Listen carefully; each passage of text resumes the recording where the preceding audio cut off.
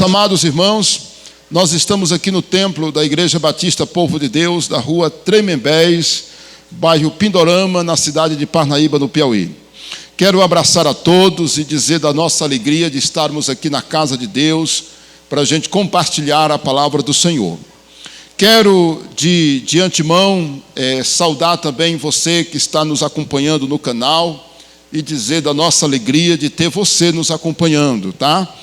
Compartilhe nossas mensagens para que outras pessoas sejam edificadas.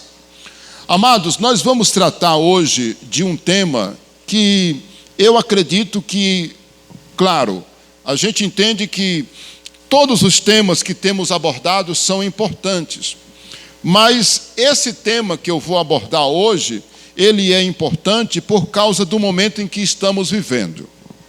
Irmãos, era muito comum já antes da pandemia, nós encontrarmos pessoas desviadas, pessoas desigrejadas. Esse termo parece novo para alguns, desigrejados, mas não é. Já é uma coisa muito comum.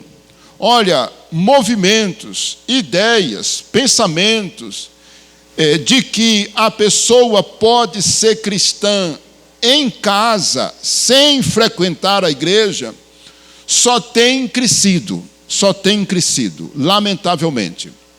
E nós entendemos, meus irmãos, que, como eu disse agora, falando em outro assunto com os irmãos, Satanás ele tem 1001 maneira de atacar uma pessoa. Se Satanás não consegue tirar alguém da igreja, porque colocou uma mulher na vida, digamos, um homem, e ele caiu no pecado por causa de uma mulher que cruzou o seu caminho, ele adulterou, se prostituiu, e assim ele deixou de servir ao Senhor. Ou então por causa de um vício, por causa de uma fraqueza de um vício, porque é uma coisa constante, é uma coisa que nós como pastores, igreja, estamos sempre falando e vivendo essa realidade, as recaídas e saídas da igreja por causa do pecado e de situações em que a pessoa não venceu o seu vício ou o seu pecado. Isso é muito comum. Então, quando Satanás não vence uma pessoa por causa da cobiça, por causa de um pecado, ele pode vencer no campo das ideias. Olha que coisa, no campo das ideias. Não quero ser filosófico, mas o inimigo, ele age de artimanha, ele pode usar de artifícios vários para fazer com que uma pessoa esfrie na fé e fique ali paralisada. E por isso vamos tratar do assunto igreja, né? E o tema, né, que eu queria que estivesse aí, entenda o que é a igreja. Vamos ler Mateus 16, versículo 18. Também eu te digo, Jesus falando para Pedro, que tu és Pedro, e sobre esta pedra, Jesus fala esta pedra edificarei a minha igreja, e as portas do inferno não prevalecerão contra ela. Eu não quero me adentrar na explicação do versículo, porque não é que seja longa a explicação, mas já expliquei que Jesus não está dizendo em momento algum que edificaria a igreja sobre Pedro. Nós já explicamos teologicamente e baseado no grego que Jesus está falando dele. Esta pedra é Jesus, que ele disse que edificaria a sua igreja e as portas do inferno não iriam prevalecer contra ela. E exatamente como Jesus profetizou, a igreja jamais será vencida, irmãos. A igreja, você pode ter certeza, igreja e Bíblia, cristãos, igreja e Bíblia, são as três coisas que mais foram perseguidas em cima da terra, você pode ter certeza, depois de Jesus Cristo. A igreja, a Bíblia, os cristãos, nós entendemos que esta é uma verdade. Satanás já fez de tudo para aniquilar e acabar com a igreja do Senhor. E lembrando que quando Jesus nasceu, Satanás quis acabar com Jesus ainda criança. Olha que coisa, irmãos. o rei Herodes mandou, quando soube que Jesus havia nascido, como disseram a profecia e os magos, o rei dos judeus nasceu. Eles disseram que era em Belém, porque foram descobertos, quer dizer, orientados, que era a profecia, indicava que era em Belém. O rei Herodes mandou matar as crianças, meus irmãos, de 2 anos para baixo. E se não fosse o sobrenatural de Deus, Jesus teria morrido ainda criança, porque foi revelação divina que o anjo deu para José, que ele saiu para o Egito com Jesus e Maria. Olha aí, José, Jesus e Maria, né? E aí, quando Jesus já está grande, não é, ali com os seus 20 e poucos anos, chegando aos 30 anos, e quando ele começa o seu ministério, aos 30 anos, a Bíblia diz que também, uma certa vez, quiseram matá-lo, mas não era chegada a sua hora. Então, Satanás, ele sempre investiu, não é, para aniquilar, não é, a igreja e aquele que fundaria a igreja, que é o nosso Senhor Jesus. Então, vamos lá. A igreja, ela foi fundada por Jesus. Eu posso ouvir um amém? Amém. Ela é a mais importante instituição do mundo. É muito importante o cristão ter o entendimento correto do que é a igreja, o que ela significa para Deus, em relação ao mundo e a si mesmo. Então, como eu gostaria de mostrar para vocês, a igreja em 3 aspectos. Nós vamos tratar agora de conhecer a igreja em 3 aspectos, ok? Vamos ver o primeiro. Vamos desenvolver o que é a igreja para Deus. Irmãos, a igreja nós já sabemos que somos nós. Igreja, em momento algum, é o prédio. Aqui é o templo da igreja, feito de tijolo, barro, ferro, madeira, telha. Então, agora, o que é a igreja? O que nós somos para Deus? Depois eu vou tratar do que é a igreja para ela mesma e depois o que é a igreja para o mundo. Estão comigo? Estão entendendo? Então, bora lá. O que seria a igreja para Deus? A igreja fundada por Jesus. Primeiro, nós somos um povo nascido de novo e transformado pelo poder do Evangelho. Nós somos um povo selado com o Espírito Santo. Irmãos, a Bíblia diz que Deus nos selou com o Espírito Santo. E a Bíblia deixa claro que nós somos selados porque nós nascemos de novo. Então, para Deus, nós somos um povo que nasceu de novo e foi transformado. Por que essa verdade é importante? Porque só faz parte da igreja quem nasceu de novo. Olha, eu vou lhe dizer uma coisa. Nunca confunda. Pastor, meu pai é crente. Desde quando eu me entendi no mundo que eu frequento a igreja. A pergunta é, você já nasceu de novo? Você já entregou a sua vida para Jesus? Porque filho de peixe é peixe. Mas filho de crente necessariamente não é crente. Para sair mais claro, vou dizer, filho de cristão não é cristão necessariamente. Ele tem que ter a experiência dele com Deus. Você entendeu? Porque há muita gente pensando que faz parte da igreja porque frequenta a igreja. Você não faz parte da igreja por frequentá-la. Você faz parte da igreja por nascer de novo, por mudar de vida, por entregar a sua vida a Jesus, por deixar que Ele seja o Senhor da sua vida e da sua alma, por abandonar o pecado.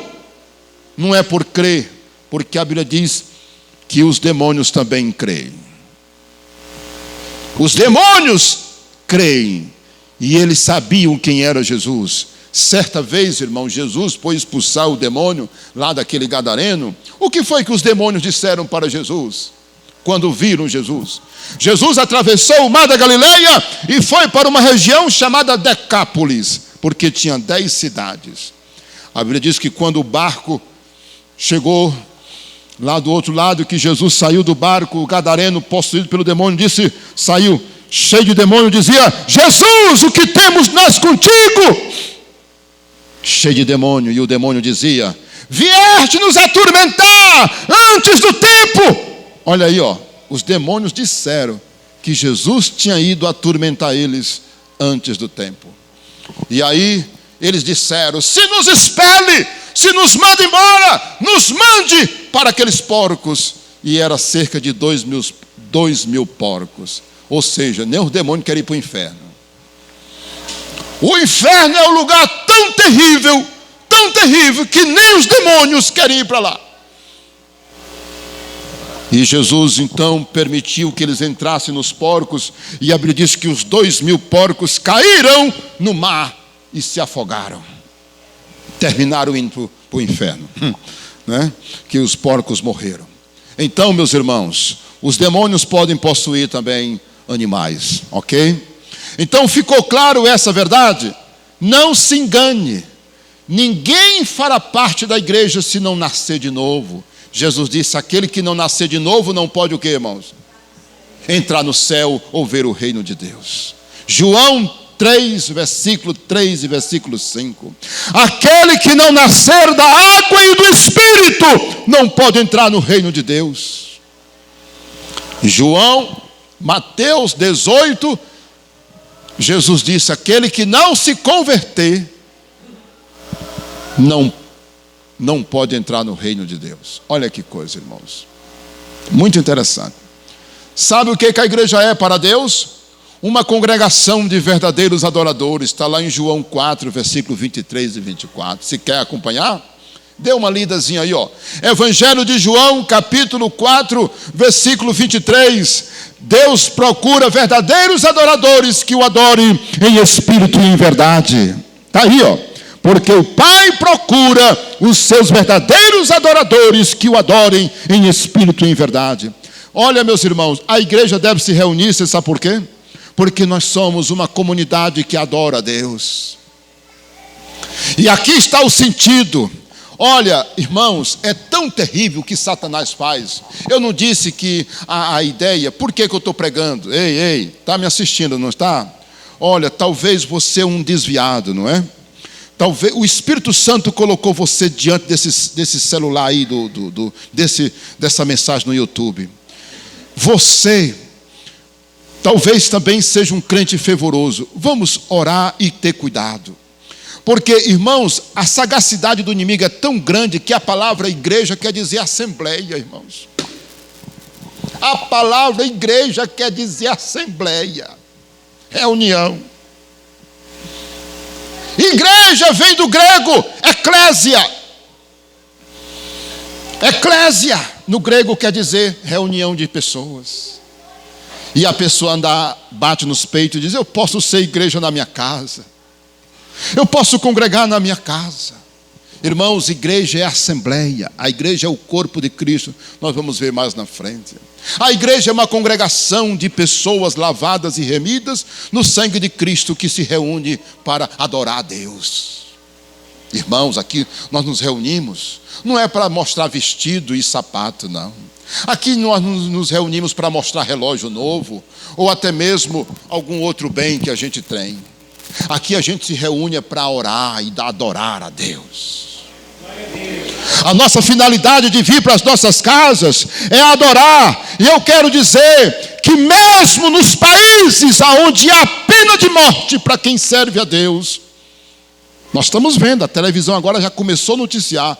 Você já está vendo aí vídeos circulando de notícias de outros países em que saiu no jornal famoso aqui no Brasil, reportagem de crentes sendo punidos com pena de morte porque se converteram ao cristianismo.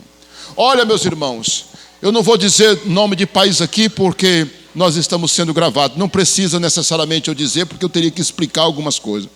Mas olha, há países em que há pena de morte para quem aceita Jesus como Salvador.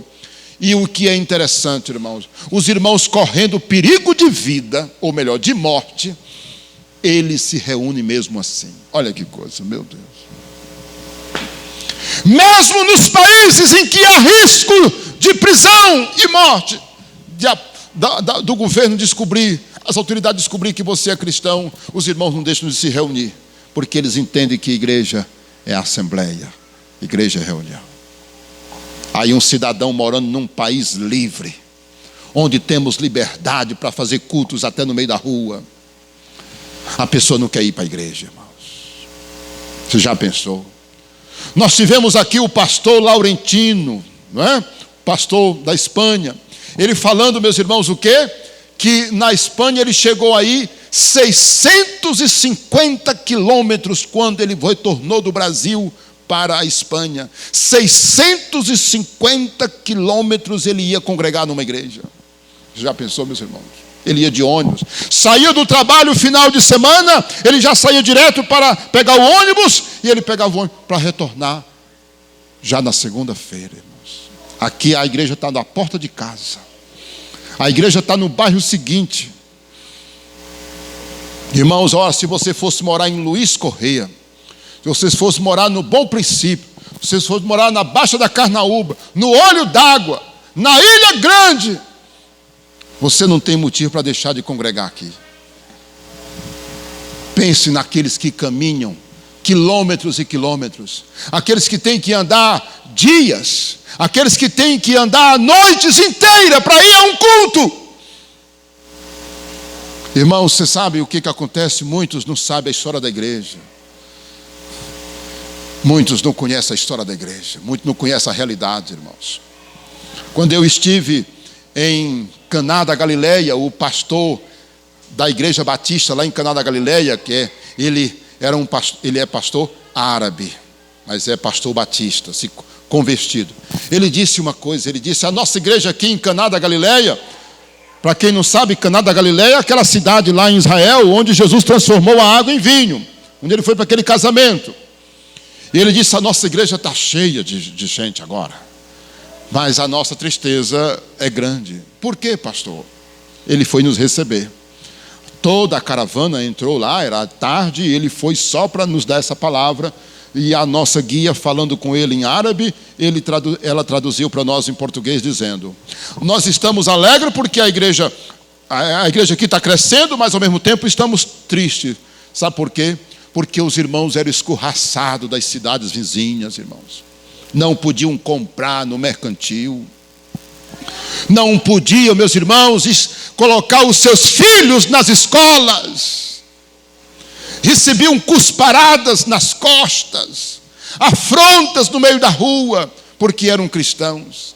E aqui, meus irmãos, você vê pessoas chorando por nada, só porque alguém olhou para ele com a cara feia, só porque o marido disse uma coisa, só porque a esposa disse uma coisa. Pastor, meu filho não quer que eu seja crente, meu marido fica reclamando, pastor, a minha esposa não gosta muito, pastor, eu estou tão abalado.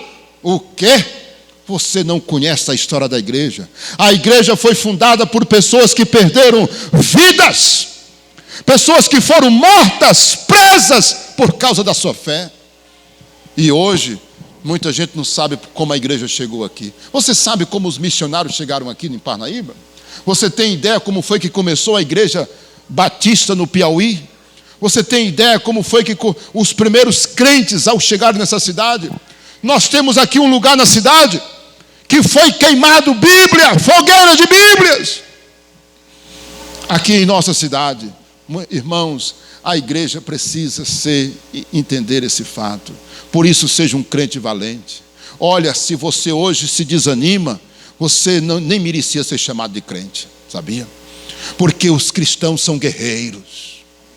Irmãos, crente é sinônimo de guerreiro, de alguém que não se dobra, porque foi assim que o evangelho chegou até nós. Quem pode dizer amém? Ah, meu Deus. Olha, nós somos a videira verdadeira, está lá em João capítulo 15, se você quiser abrir aí, você vai ver essa mensagem. Eu vou citar as referências, porque não dá para eu ler tudo, não é?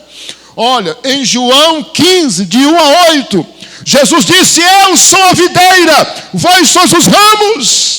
Quem estando em mim, esse dará muito fruto, porque sem mim nada podeis fazer. Quem pode dizer amém? Jesus disse, eu sou a videira, irmão. A videira, vocês já perceberam que a videira é a planta que dá uva? E você vê que elas são ramos. Ela não é aquele galho grosso como da mangueira. Ela parece muito com o pé de maracujá, não é? O pé da uva, a videira. Então, olha, você já viu um pé de maracujá, um pé de uva, como ele fica, aquela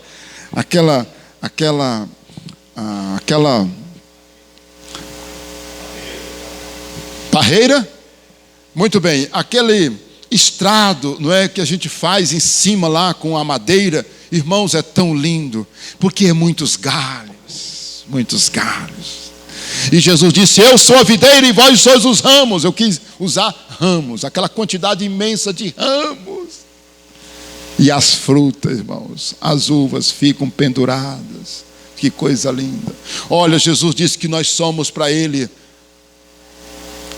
os ramos, Ele é o tronco. E quando Ele se referiu a isso, Ele disse que o Pai, que é Deus, é o agricultor, ou seja, aquele que cuida. Olha que coisa maravilhosa. Vamos aplaudir o Senhor, porque Deus cuida, Jesus é a videira e nós somos os ramos. Aleluia.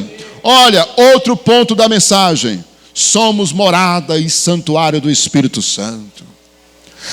Lá em João 14, versículo 23, Jesus disse, aquele que me ama e tem os meus mandamentos, aquele que me ama e guarda os meus mandamentos, esse me ama. E aquele que me ama será amado por meu Pai, e viremos a Ele e faremos nele o quê? Morada. Nós somos a morada de Deus, querido. Oh, glória. Quem pode dizer amém? Agora, vamos abrir aí, esse aqui eu não posso deixar de ler. É 1 Coríntios capítulo 3, queridos. Abra aí, por gentileza. 1 Coríntios capítulo 3. Meus irmãos, que coisa maravilhosa essa verdade. Olha aí, ó.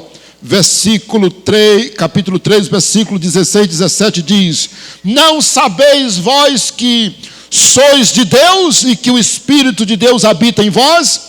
Se alguém destruir o santuário de Deus, Deus o destruirá. Porque o santuário de Deus que sois vós é o que, irmãos?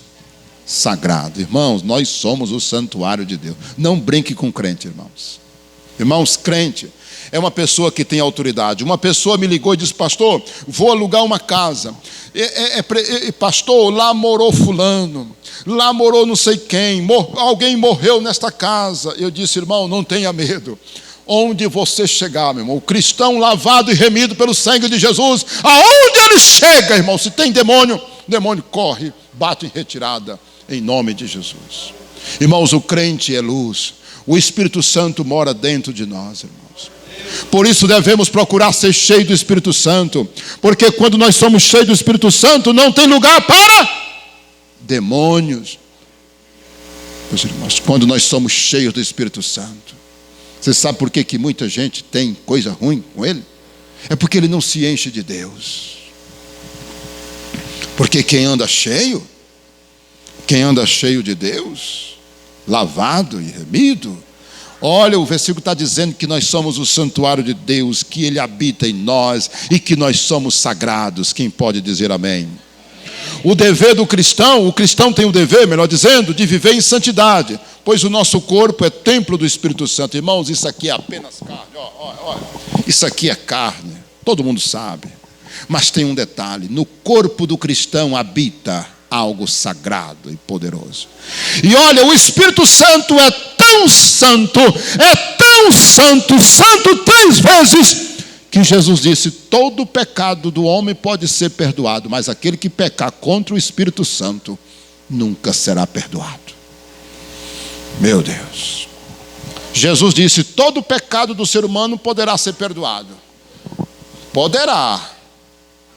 Porque tem uns que a Bíblia fala também pecado para a morte. Nós sabemos disso, ensinamos. Mas Jesus disse: aquele que blasfemar contra o Espírito Santo não receberá perdão nem nessa vida e nem na outra, depois da morte dele, na eternidade. É muito sério, irmãos, é muito sério. Então, e a Bíblia diz que Ele habita em nós. Oh, glória! Quem pode dar um glória a Deus? Meu Deus! Olha, queridos, nessa parte, imagine que vocês estão vendo aí, tá? Ó, a igreja em relação a Deus, tá bom? Nós somos também os verdadeiros filhos de Deus. Lá em 1 João, anote aí. 1 João capítulo 3, versículo 8, diz o quê? Eu faço questão de ler porque alguém vai ouvir essa mensagem, você vai mandar essa mensagem para alguém, e essa pessoa vai ouvir isso aqui, né? Talvez ela nunca ouviu, mas vai ouvir, porque você vai compartilhar essa mensagem. 1 João 3, versículo 8, diz aqui, ó: aquele que pratica o pecado procede de quem, meus irmãos? Do diabo, porque o diabo vive pecando desde o princípio.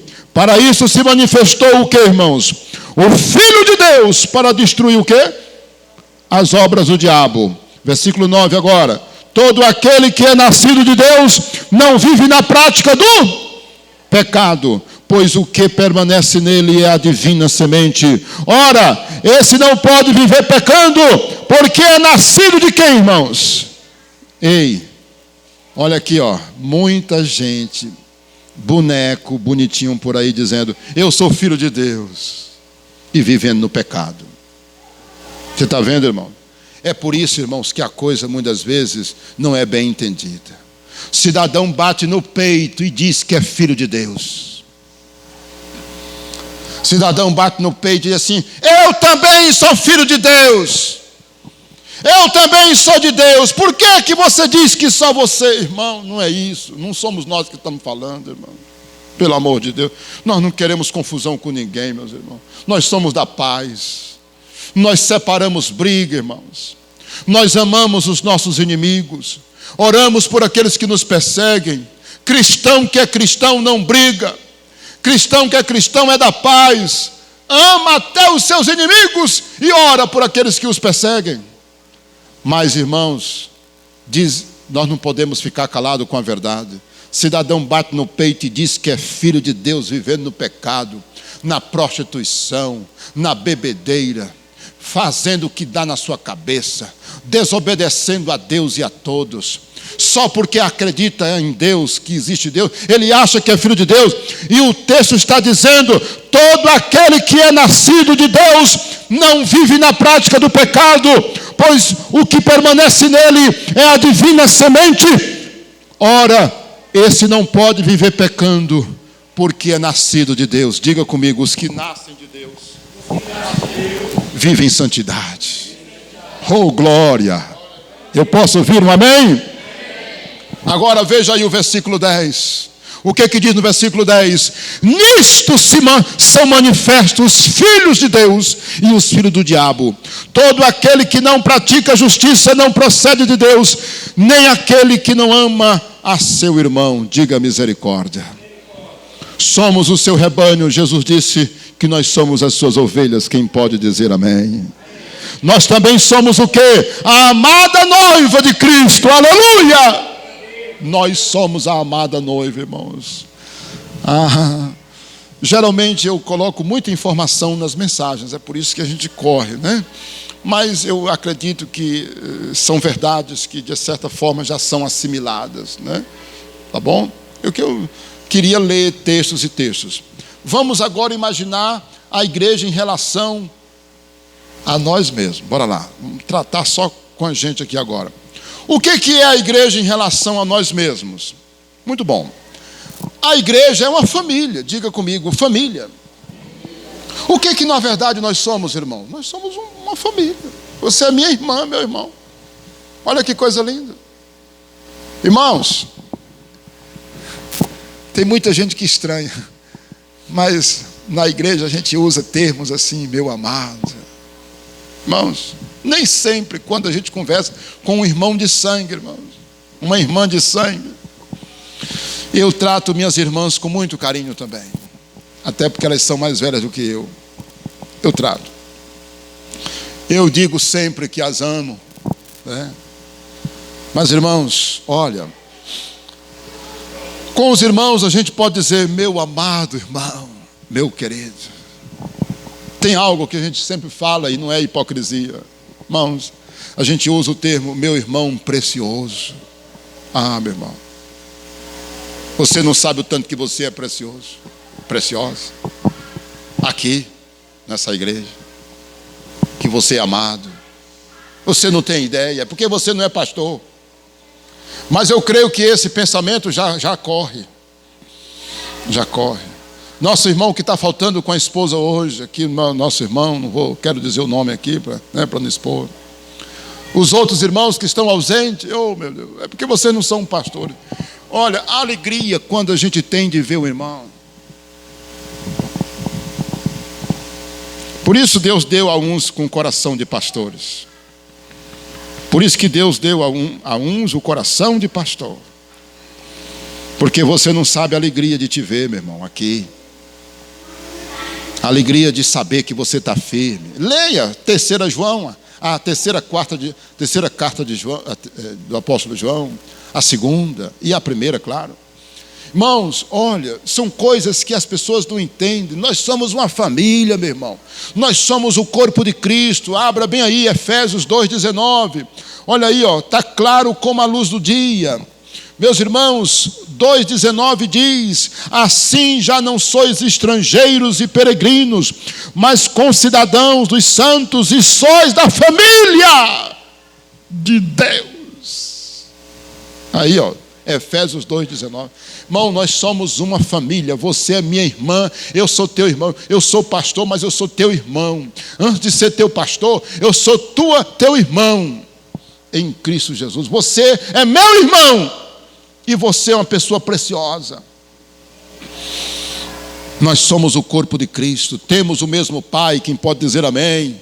Temos os mesmos hábitos, nós temos a mesma alimentação, que é a palavra de Deus, nós temos a mesma fé em Jesus, por isso tem que haver unidade entre nós. Jesus foi claro e categórico nesse ponto. Veja o que ele falou em Marcos 3, de 31 a 35. Você lembra o que Jesus falou em Marcos 3, de 31 a 35? Quem está lembrado? Foi quando Maria chegou para falar com ele e disseram para ele: Jesus, a tua mãe e teus irmãos estão lá fora querendo falar com você. Ele olhou para todos que estavam assentados ao seu redor e disse: quem é a minha mãe e quem são os meus irmãos?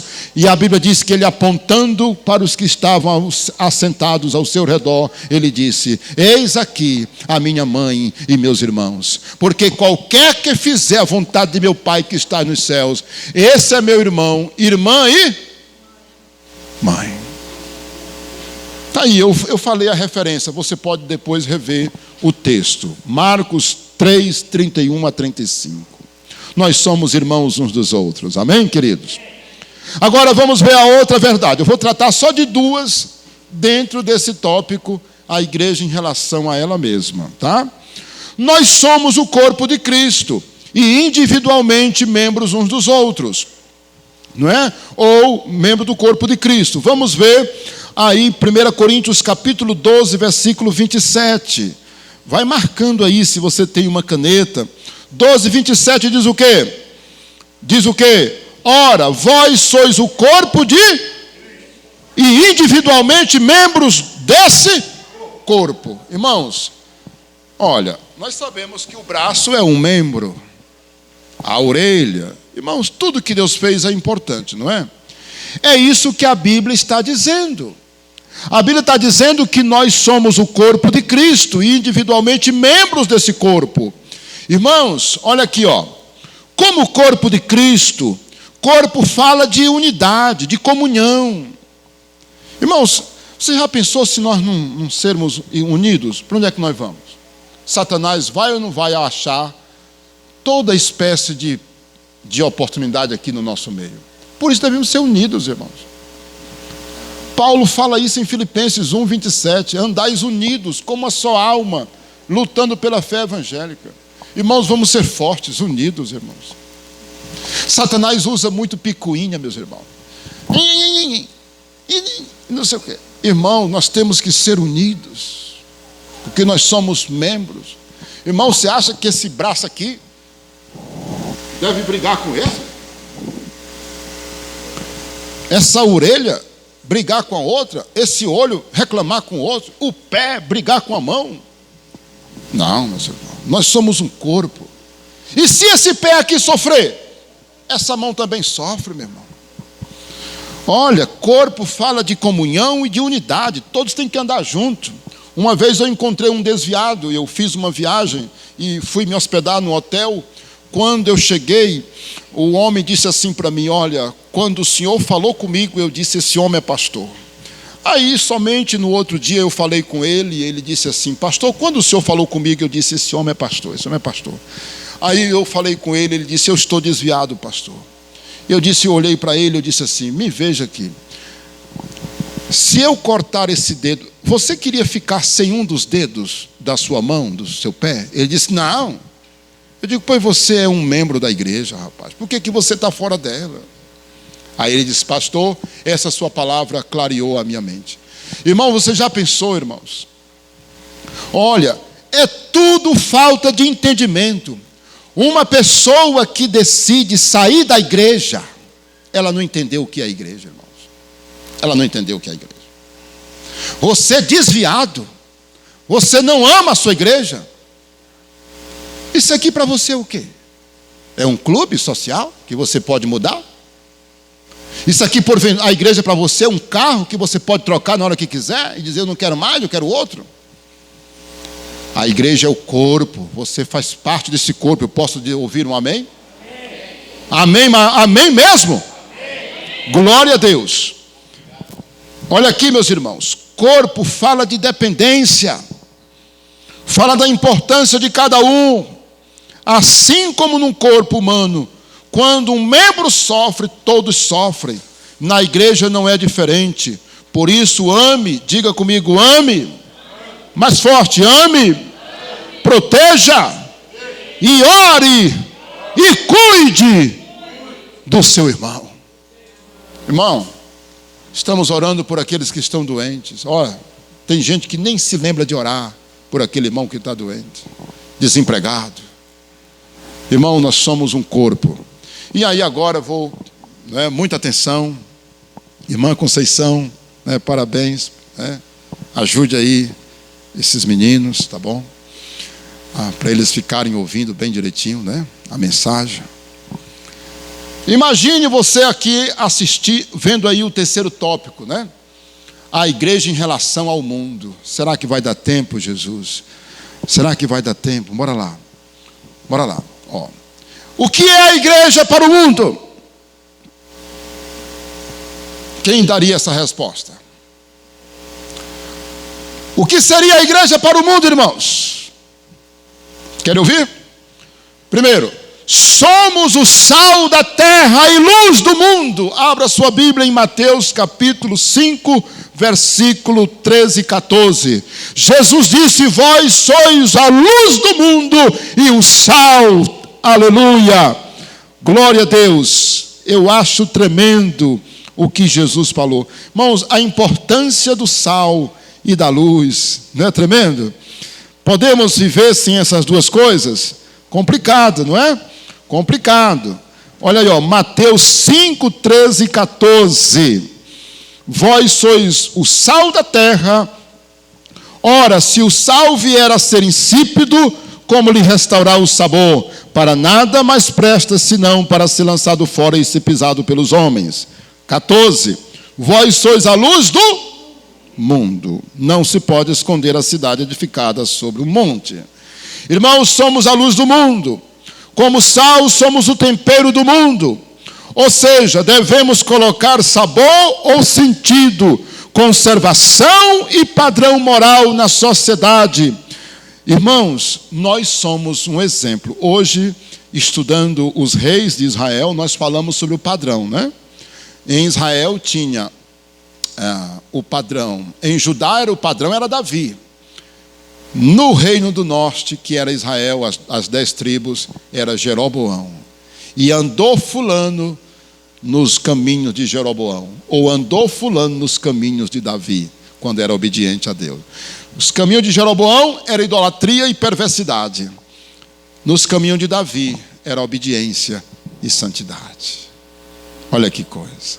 Nós somos o padrão do mundo, irmãos. Nós temos que ter muito cuidado. Sabe por quê? Porque nós somos o tempero do mundo.